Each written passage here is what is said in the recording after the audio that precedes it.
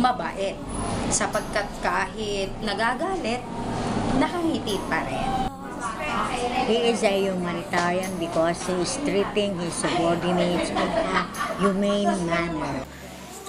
So one word na ma-describe ko para kay Sir, siguro yung word na cool. Kasi sa lahat na naging boss ko, siya yung pinaka-cool na nakilala ko, na principal. Na cool kasi parang di siya marunong magalit. Ano pa ba? Hindi ka na-pressure sa kanya. And then, susunod ka dahil sa sobrang bait niya, hindi dahil matakot siya. One word para kay Sir Caparas. Describe ko si Sir. Masasabi ko kay Sir isa siyang napakagaling. One word lang yun. Okay, one word para kay Sir Caparas. Siyempre, mabait. Kasi sobrang bait niya talaga. Tapos yung diba may nangyari dito sa 3rd floor, as in parang siyang Superman or superhero na pinagtanggol lang para mata ng labhay. Tapos, ayun, lola material siya, ganon, grandfather material. Kasi lagi siya nandun para sa mga labhay students. Kaya feeling ko ako niya na rin ako. Kaya, thank you po sa lahat. Ayun, mabait siya and that's the adjective I can use for Sir Caparas.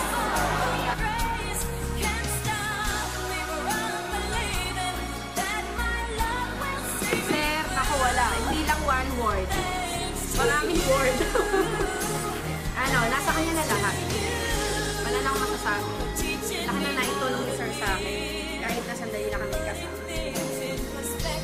Kay si Sir Angel, 1 year ko din niya naging professor sa POV namin. Sabi ko, napaka-bait niyang professor. Kung ano yung magtulong sa estudyante, binibigay niya.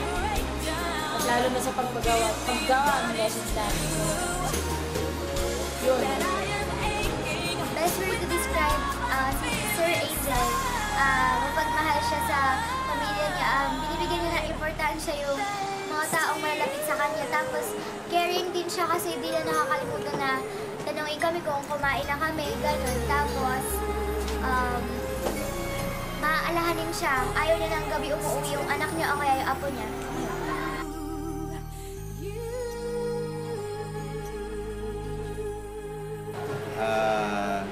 Doon sa information ni Sir Caparas, ang masasabi ko sa kanya ay sobrang bait. No? Sobrang bait niya, lalo-lalo na sa asawa, and then sa pamilya, at saka doon sa kanyang mga apo. Tsaka isa pa, ang ni Mr. Caparas dito, nauna sa akin siya magturo. Inabutan ko pa siya dito as a coach ng volleyball. Ako ay player. Tapos, ang sa kanya, yung woodworking instructor ng araw. Tapos, ngayon, nagkaroon ng chance na graduate siya ng masteral. Siya ang pinili namin maging principal ng Laboratory High School. Tapos, ang niya, siya ang mabait na lalaki doon sa vocational school. Dito sa kay Mr. Caparas. Sobrang bait niya. Hindi kami makakalimot sa kanya. Doon sa namin kay Sir Caparas. Sobrang bait niya, lalo-lalo na doon sa mga estudyante. Papasok siya ng 6:30, tapos uuwi siya ng 7:30 o 8 p.m. Pagkatapos, ang niya, tinitingnan niya lahat kung mayroon pang tao dito sa building na high school. Pag nandito pa siya, pinapastulan niya and then pinauwi niya. Walang natitirang estudyante rito sa Laboratory High School. Si Sir Angel Caparas para sa akin. Mabait. Wala ka maririnig na hindi maganda na Sir. Lagi kino-consider niya yung feelings sa mga subordinates.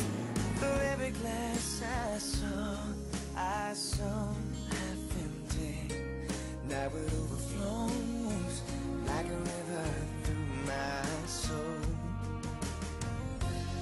From every doubt I had, I'm finally free, and I truly believe. Sir, bagong tadhana na meron sa'yo. So, good luck pa sa susunod mong mga gagawin sa buhay. Love you, sir. Hi, sir. Sir, gusto naman. Sir, message ko lang po sa inyo. Thank you dahil madami ko natutunan sa inyo. Tinanggap niyo ako. Kahit sandali pa lang po tayo nagkasama. Naging masaya ako na naging boss kita. Nasa inyo na po lahat. Thank you, thank you. Go, go. For Sir Angel Caparas, good day po, sir. Natuturin po namin na, ako po personally, natuturin ko po kayo na father, hindi lamang po dito sa school, kundi kahit na nasa bahay, kahit pa paano naalala ko rin kayo dahil, kind, responsible, tsaka yung mga katangian talaga ng father o pagiging ama, makikita natin kay Sir Angel, makikita kay Sir. Alam naman po ng nakakarami tsaka na-observe naman po na palagi kayong andirian lang at nangangalaga sa amin magmula po dun sa faculty hanggang sa mga students ko. Nawa po I wish you may have a long life, healthy, and happy life. And most of all, I wish you Jesus. Ang masasabi ko kay Sir Caparas sa buong pagsasama namin, ang mensahe ko sa kanya ay pagbutihan niya yung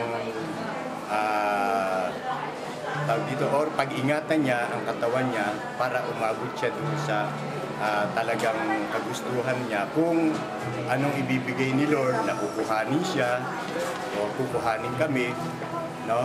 Ang hinaano namin, pag-ingatan na lang ang katawan niya. Masyado siyang masipag sa trabaho. Workaholic siya. Congratulations, Sir Caparas. Sir, para po sa inyo, maraming salamat po. Dahil sa ikli na pagsasama natin, pinakitaan niyo po ako ng kabaitan at tsaka kabaitan at pagiging magandang loob.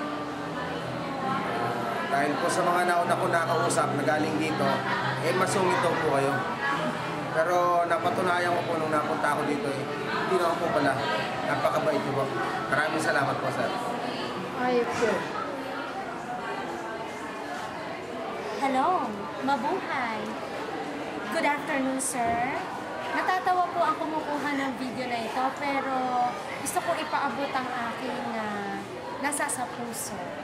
Alam mo naman, sir, in one word, pag dinescribe kita, you are like a father to me. Kasi sabi ko nga po sa inyo, kapangalan niya yung tatay ko, Angel.